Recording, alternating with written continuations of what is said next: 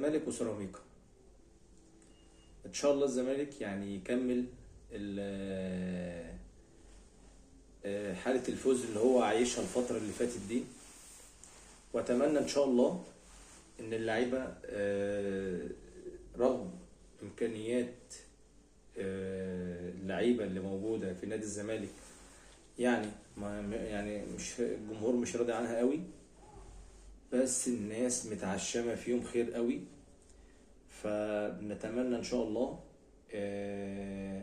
ان هم يكملوا، والفوز بيجيب فوز وبيجيب استقرار. بس يا ريت يكون في شوية كده من الإدارة يعني للعيبة اللي ما خدوش مستحقاتها. ونتمنى ان شاء الله ان معتمد جمال يفضل ماشي زي ما هو كده، ما فيهاش يعني محسوبية لاعب على لاعب، خليها ماشية كده ببركة ربنا ان شاء الله.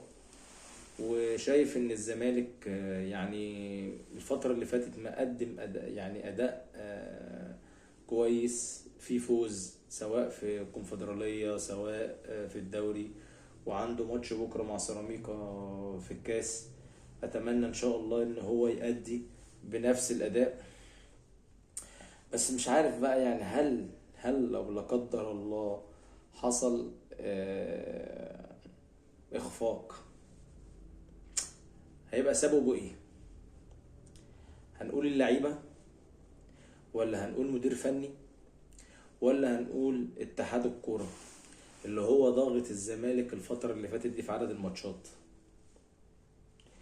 مش عارف. انا ما اتمناش ده يحصل ان شاء الله، والزمالك يفوز على سيراميكا ويفرحنا ونكمل المسيرة باذن الله. فتوقعاتكم ان شاء الله الماتش الزمالك وسيراميكا في دور ال 16، ولو فزنا توصل دور الثمانية. فاتمنى يا رب الزمالك يعملها ويفرحنا، ويعني وتكمل على خير ان شاء الله الموسم ده. احنا طمعنا الفوز اللي فات ده باللي قبليه باللي قبليه باللي قبليه، طمعنا في جميع البطولات اللي احنا مشاركين فيها. بصراحة احنا طمعنا.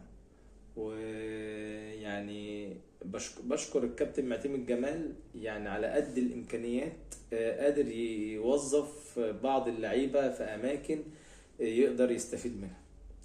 بس الافضل ان انا عاوز اشكره بعد ما ناخد بطولة، واشكر اللعيبة بعد ما ناخد بطولة، والجمهور مالوش دعوه بالبطولات ان هو يتشكر في بطوله او مفيش بطوله. الجمهور مشكورا مشكورا جدا جدا جدا، رجاله عاملين شكل واداء فعلا يعني تستحق التحيه قبل اللعيبه بجد. وان شاء الله ربنا يعني ان شاء الله يعني يكتب لنا بطولات، مش بطوله واحده السنه دي باذن الله، علشان كلنا نفرح مع بعض باذن الله.